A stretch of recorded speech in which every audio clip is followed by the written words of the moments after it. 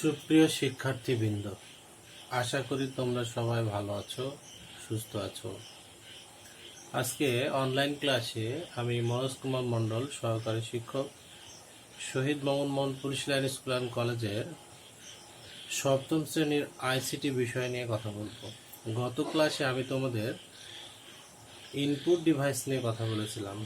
আজকে বলবো মেমোরি ও storage device. শিক্ষার্থীরা তোমরা সবাই একটু খাতা কলম বের করো। মেমোরি ও স্টোরেজ ডিভাইস খেয়াল করো তোমরা।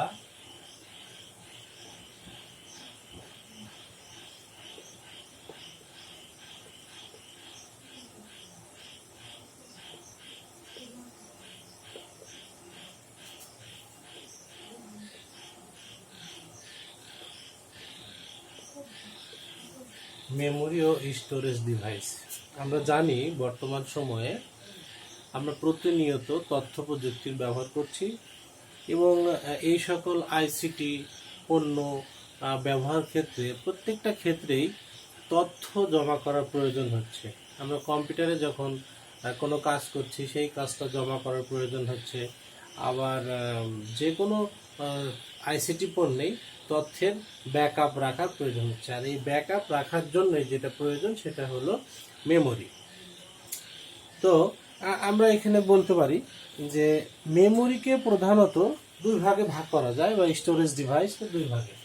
এক নম্বর হলো যে আমাদের প্রধান বা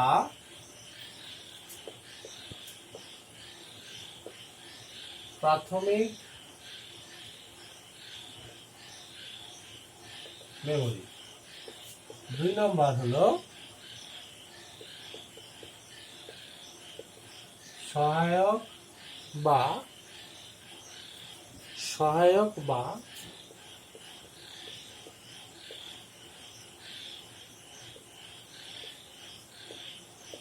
সেকেন্ডারি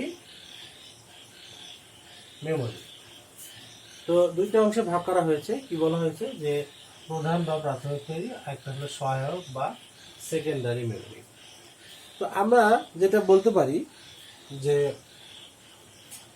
এই প্রধান বা প্রাথমিক মেমোরি যেটা, এটা সিপিইউ, অর্থাৎ আমরা যেটা বলি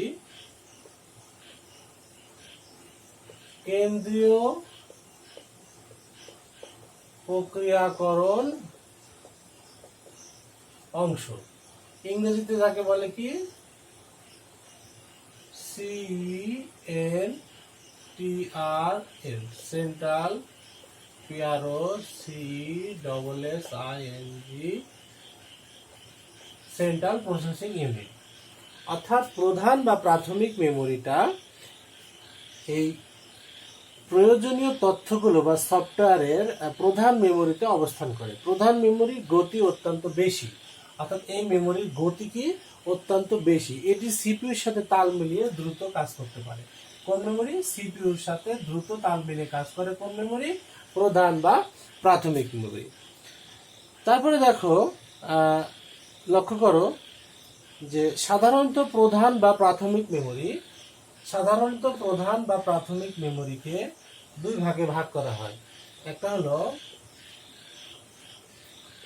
র্যাম, আর একটা হলো কি রোম। র্যামটা হলো র্যান্ডম অ্যাক্সেস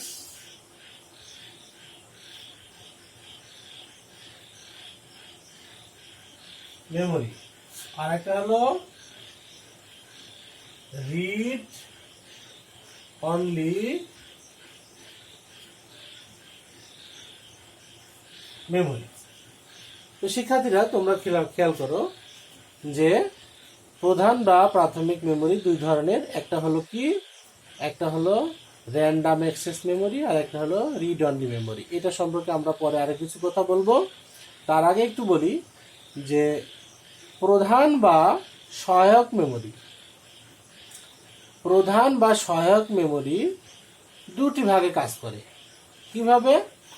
দুটি ভাগ হলো, এই ক্ষমতা দুই ভাবে প্রকাশ করা হয়। একটি হচ্ছে গতি, প্রধান বা সহায়ক মেমোরি, দুটোকে কি বলা হচ্ছে? যে ক্ষমতা দুই ভাবে প্রকাশ করা হয়। একটি হচ্ছে গতি বা আমরা বলি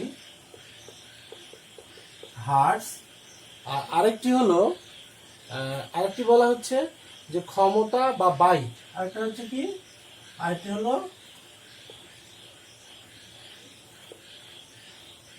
ক্ষমতা। তাহলে একটি হলো কি?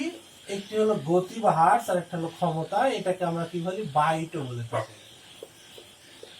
আমরা জানি যে 1 বাইট সমান কি? 8 বিট। আর এটা কি বলছি? যে 1024 বাইট সমান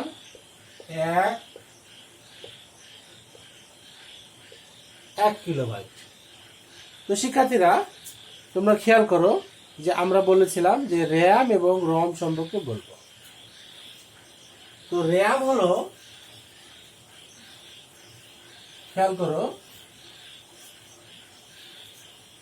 বলেছিলাম যে র্যান্ডম অ্যাক্সেস মেমোরি। আইসিটি পণ্য তথা কম্পিউটার বা স্মার্টফোনের মাদারবোর্ডের সাথে র্যাম সংযুক্ত থাকে। র্যাম কোথায় সংযুক্ত থাকে? মাদারবোর্ডের সাথে সংযুক্ত থাকে। প্রসেসর প্রাথমিকভাবে র্যামে প্রয়োজনীয় তথ্য জমা করে। কি করে? প্রসেসর প্রাথমিকভাবে তথ্যগুলো কোথায় জমা করে? র্যামে জমা করে। প্রসেসর র্যাম থেকে তথ্য নিয়ে তথ্য প্রক্রিয়াজাত করে। কি করে? প্রসেসর এই র্যাম থেকে তথ্য নিয়ে তথ্যকে কি করে? প্রক্রিয়াজাত করে। প্রসেসর র্যামের যে কোনো জায়গা থেকে সরাসরি তথ্য সংগ্রহ করে, একে র্যান্ডম অ্যাক্সেস মেমোরি বলে। আমরা জানি যে র্যান্ডম অ্যাক্সেস মেমোরিতে যদি বিদ্যুৎ চলে যায়, কি বলছি? যদি বিদ্যুৎ চলে যায় তাহলে এখানে আর কোনো তথ্য কি থাকে? থাকে না। বিদ্যুৎ চলে গেলে এর মেমোরিতে কোনো তথ্য জমা থাকে না। এরপর আরো বলছি, এখনকার দিনে প্রসেসরের ক্ষমতা যেমন বেড়েছে, তেমনি সফটওয়্যারগুলো অনেক কার্যকর ও জটিল হয়েছে। তাই এগুলোকে মেমোরির অনেক বড় অংশ ব্যবহার করতে হয়। সেজন্য এখনকার কম্পিউটারগুলোর জন্য কমপক্ষে 2 গিগাবাইট বা তার চেয়ে বেশি মেমোরির দরকার হয়। প্রসেসরের গতির সাথে পাল্লা দিয়ে র্যামের গতিও এখন কি করতে হচ্ছে? আমাদের অনেক করতে হচ্ছে। এখানে একটি বিষয় তোমাদের জানা একান্ত প্রয়োজন। র্যামের তথ্য না থাকা, আমি একটু আগে বলেছি, র্যামের তথ্য থাকা না থাকা নিশ্চিত করে কিসের উপর? বিদ্যুতের উপর। যদি বিদ্যুৎ প্রবাহের উপর বিদ্যুৎ প্রবাহ বন্ধ করে দিলে এর সমস্ত তথ্য মুছে যায়। অর্থাৎ কম্পিউটার চালু করলে র্যাম প্রয়োজনীয় তথ্য সংরক্ষণ করতে পারে, আবার কম্পিউটার বন্ধ করলে এর তথ্য কি হয়? র্যাম তথ্য শূন্য হয়ে যায়। এরপরে আসো, আমরা বলছি রোম। রোম কি? রোম হলো রিড অনলি মেমোরি, অর্থাৎ রিড করার জন্য। দেখো শিক্ষার্থী বন্ধুরা, তোমার বইয়ের পেজ নম্বর 23, এখানে বলেছে রোম বা রিড অনলি মেমোরি মাদারবোর্ডের সাথে সংযুক্ত থাকে। আইসিটি যন্ত্রপাতি বা কম্পিউটারের হার্ডওয়্যার সচল রাখার জন্য কিছু নির্দেশনা প্রয়োজন হয়। এই নির্দেশনাগুলো ছাড়া কম্পিউটার চালু করা যায় না। তাই এই নির্দেশাগুলো স্থায়ীভাবে সংরক্ষিত থাকে। কোথায় থাকে? এই তথ্যগুলো স্থায়ীভাবে সংরক্ষিত থাকে রোমে। তাই আমরা এটাকে বলি রিড অনলি মেমোরি। তাই এই নির্দেশনাগুলো স্থায়ীভাবে সংরক্ষিত থাকে। বিদ্যুৎ থাকা না থাকা উপর এর মেমোরি নির্ভর করে না। ব্যবহারকারী বিশেষ ব্যবস্থা ছাড়া এটি মুছে ফেলতে পারে না। অর্থাৎ যিনি কম্পিউটার ব্যবহার করে তিনি বিশেষ ব্যবস্থা ছাড়া এই তথ্য মুছে ফেলতে পারে না। এই মেমোরি শুধু পাঠ করা যায় বলে একে রোম বা রিড অনলি মেমোরি বলে। যেহেতু বিশেষ ব্যবস্থা ছাড়া এই তথ্য সংযোজন বিনোদন করা যায় না, তাই একে স্থায়ী মেমোরি বলে। তাহলে স্থায়ী মেমোরি কাকে বলে? রোমকে বলে স্থায়ী মেমোরি। শিক্ষার্থীরা, তোমরা মনে করো রোমকে বলে কি? স্থায়ী মেমোরি। তাহলে শিক্ষার্থীরা, তোমরা আজকে শিখলে সাধারণত মেমোরি কয় প্রকার? 2 প্রকার। একটা হলো প্রধান বা সহায়ক মেমোরি আর প্রাথমিক মেমোরি, আর একটা হলো সহায়ক বা সেকেন্ডারি মেমোরি। প্রধান বা প্রাথমিক মেমোরিকে কয় ভাগে ভাগ করা যায়? 2 ভাগে ভাগ করা যায়। একটা হলো কি? রোম, অর্থাৎ র্যান্ডম অ্যাক্সেস মেমোরি, আর একটা হলো রিড অনলি মেমোরি। র্যাম হলো র্যান্ডম অ্যাক্সেস মেমোরি, আর রোম হলো রিড অনলি মেমোরি। তাহলে আমরা কি বলছি, রোমটা হলো স্থায়ী মেমোরি আর র্যামটা হলো কি অস্থায়ী। এটা কি অস্থায়ী, অর্থাৎ এখানে কোনো তথ্য স্থায়ীভাবে থাকে না।